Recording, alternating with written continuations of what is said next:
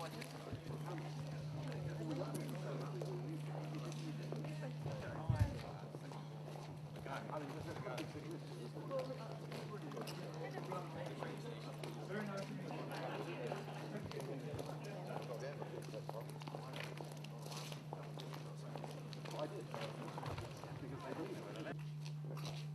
wondering what you think of the Eurozone crisis, what's happening with the Euro right now?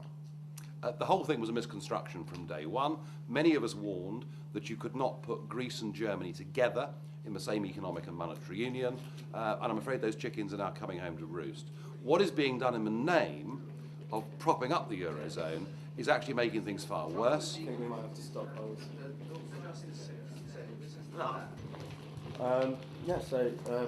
Germany and Greece. From the start, the whole thing was a misconstruction.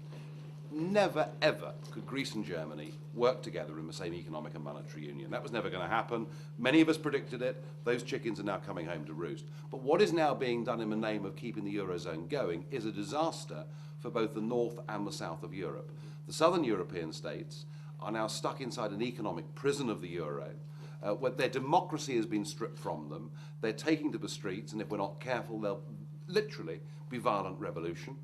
And in the north of Europe, who've got debt problems anyway, countries like France, by participating in this, are threatened with losing their AAA credit rating. This is not working for anybody.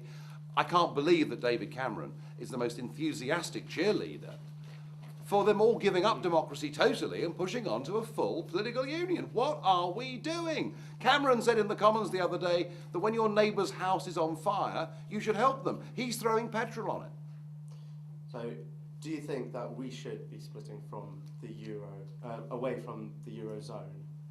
Well, I think the trouble is that as the Eurozone step by step moves towards that full political union, we, still as full members of the EU, will be dragged in its wake. One proposal that's come forward is a financial transaction tax, which would be devastating for the City of London.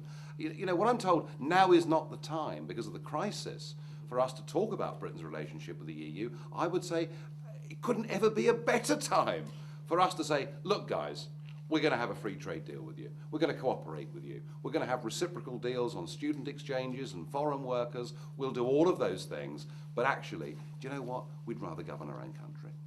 So, and we've just had it announced that there's been a 12% drop overall in uni applications this year. And were you opposed to the cuts and the imposed on the universities? Well, I have been opposed from the start to this crackpot target of 50% of youngsters that should go to university. You know, when I left school, it wasn't that long ago, it was 12%.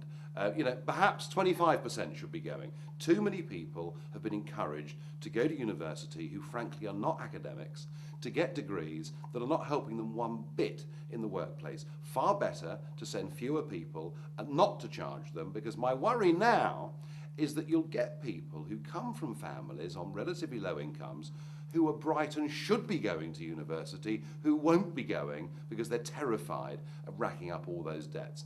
And, you know, I was lucky.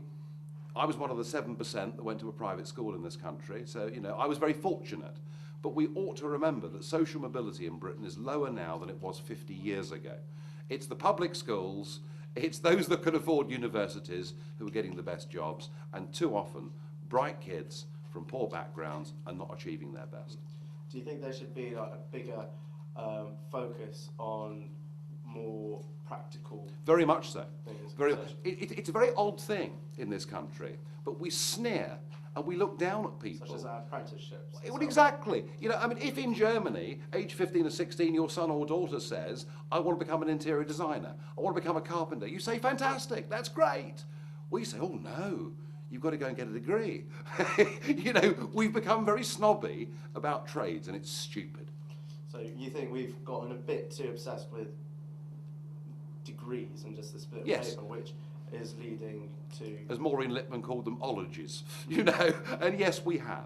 Yes, we have. I want to encourage skills, trades, apprenticeships. I do not support school leaving age going up to a mandatory 18. I think that's also a mistake, and I want fewer people to go to university, but those that have achieved the right academic level to continue, and I don't want them coming out with debts, and therefore I don't want people being put off from going who ought to be going.